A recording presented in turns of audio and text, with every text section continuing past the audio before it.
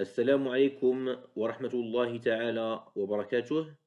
Mes chers étudiants, nous allons continuer notre cours de marketing de base autour du premier chapitre qui est le marché en marketing. Nous avons déjà vu dans les vidéos précédentes la définition du marché en marketing, les typologies des marchés. Aujourd'hui, cette vidéo s'intéresse aux principaux acteurs du marché. Pour bien comprendre les principaux acteurs du marché d'une entreprise, donnons l'exemple de la marque Coca-Cola, la marque mondiale. Elle est spécialisée dans la production et la distribution des boissons gazeuses. Dans la ville d'Oujda, la société spécialisée dans la mise en bouteille et la distribution des boissons gazeuses sous la marque Coca-Cola est connue sous la raison sociale ou le nom de Atlas Bottling Company d'Oujda, ABCO. Alors, cette entreprise, pour produire les boissons gazeuses, elle a besoin d'un ensemble d'éléments. Elle a besoin, par exemple, des matières premières. Prenons l'exemple du sucre. À quel acteur va s'adresser Coca-Cola lorsqu'elle a besoin du sucre au Maroc? Donnons l'exemple de Cosumar. Donc, Cosumar, il s'agit d'un fournisseur du sucre de Coca-Cola. Après le cycle de production, Coca-Cola, bien sûr, va produire une boisson gazeuse et il va chercher des débouchés. Il va chercher comment elle va vendre, comment elle va écouler son produit. Généralement, soit elle passe par la grande surface, donc les hypermarchés et les supermarchés, l'exemple de Aswaq Salem, Margin, Carrefour, Atacadao, etc., ou les points de détail, comme l'épicier du quartier.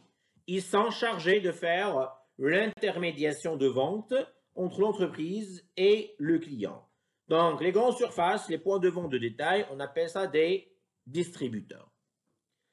Leur rôle généralement principal est d'acheminer et de faire arriver le produit au client. Ce client peut être un consommateur final, donc généralement celui qui va consommer le produit, ou il peut être une entreprise, l'exemple d'un café ou d'un restaurant. Donc ici, nous avons trois acteurs principaux du marché. Un fournisseur, donc c'est une relation amont.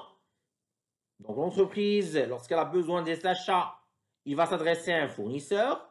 Lorsqu'elle va, bien sûr, passer à créer une relation aval, il va chercher des distributeurs. Ces distributeurs sont généralement les intermédiaires pour faire acheminer le produit au client, qui peut être un consommateur final de produit ou qui peut être une entreprise. À partir de l'exemple précédent de la société Coca-Cola, nous pouvons définir le fournisseur comme suit.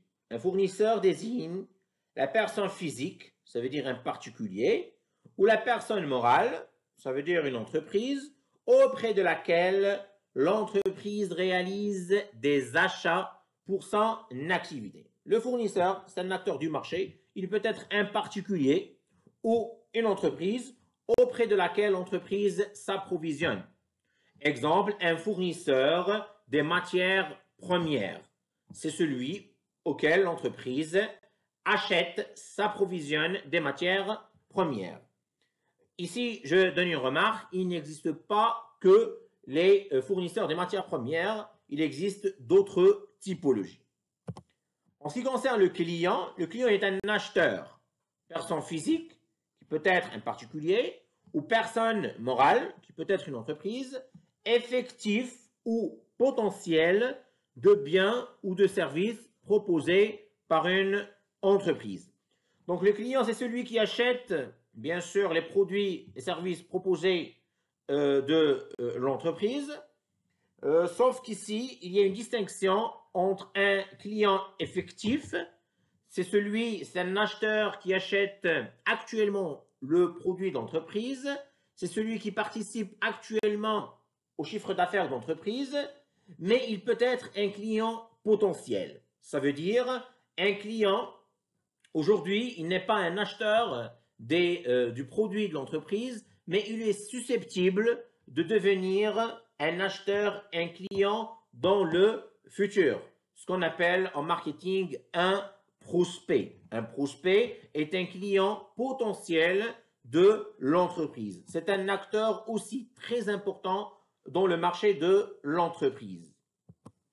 Un distributeur est un acteur commercialisant le produit auprès du consommateur final, particulier ou entreprise.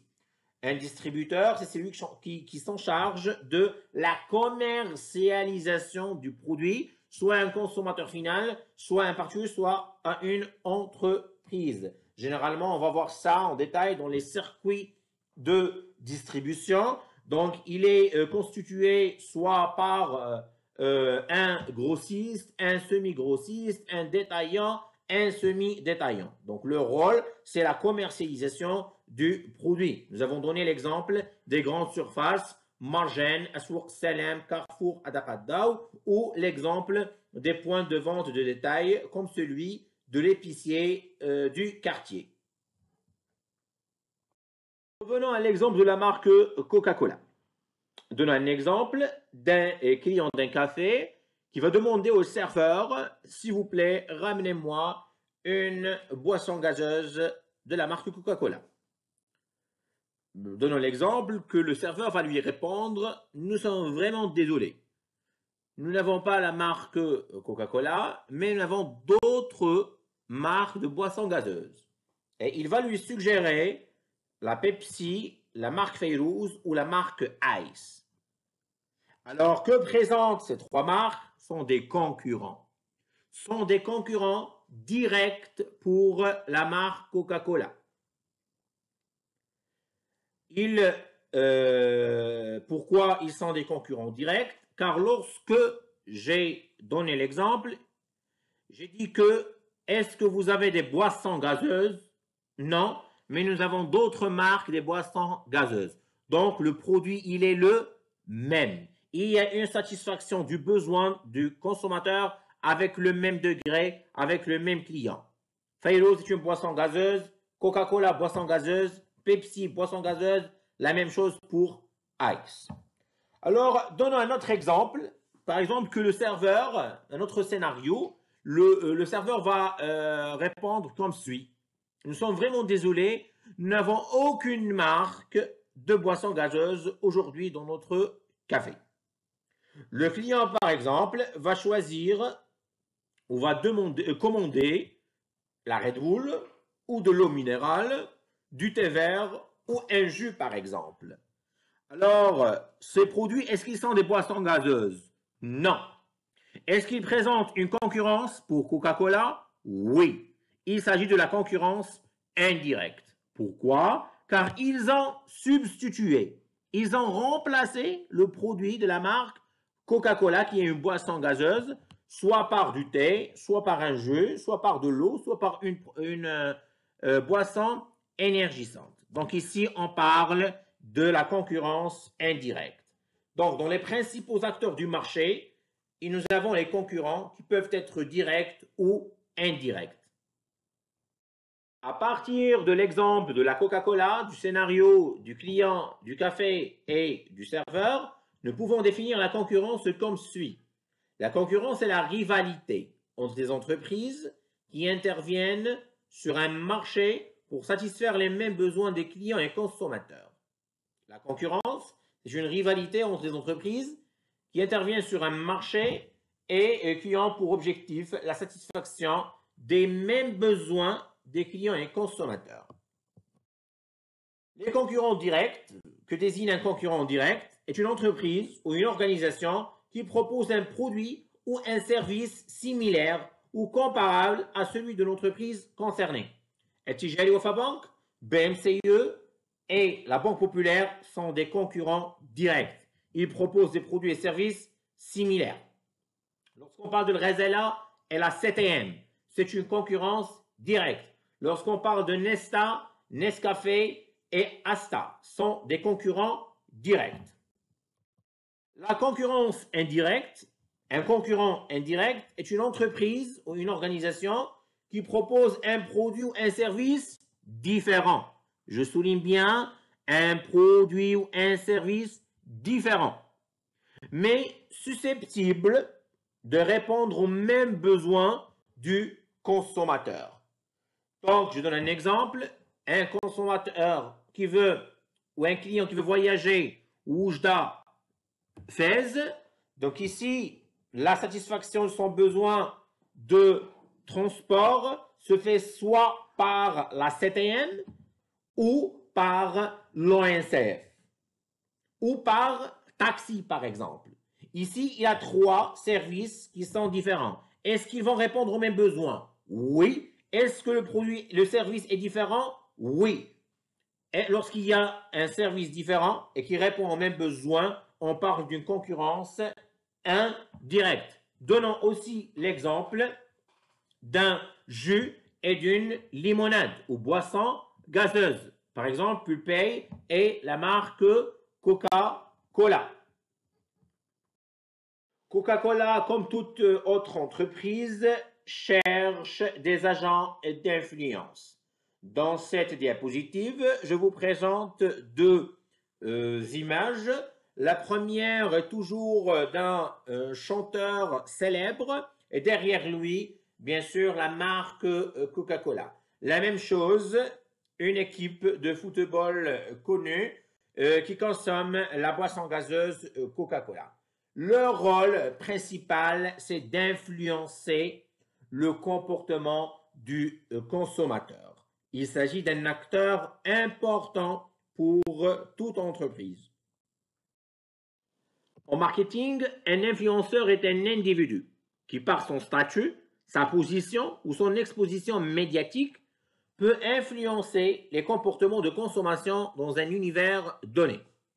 Un influenceur est une personne, une célébrité connue dans les médias, peut-être un comédien, un acteur, un chanteur, une star, un expert dans un domaine donné.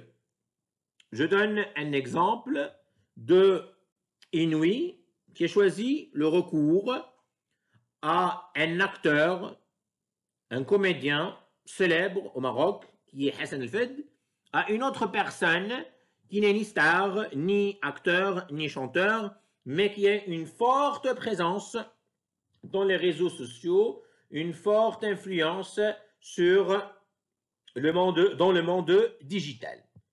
Les influenceurs, il existe plusieurs typologies. J'en ai choisi quelques-uns. Nous avons l'influenceur prescripteur. L'influenceur prescripteur dont l'influence dépend souvent d'une position professionnelle. Généralement, c'est une personne qui donne des prescriptions dans son domaine d'activité. Exemple, une entreprise qui vend des dentifrices, elle va recourir à un influenceur prescripteur qui est un dentiste. Donc, cette influence, il dépend de son métier, de sa profession. Un autre exemple, une entreprise par exemple spécialiste dans la production des produits relatifs aux cheveux, des shampoings par exemple, des après-shampoings, des démêleurs, etc.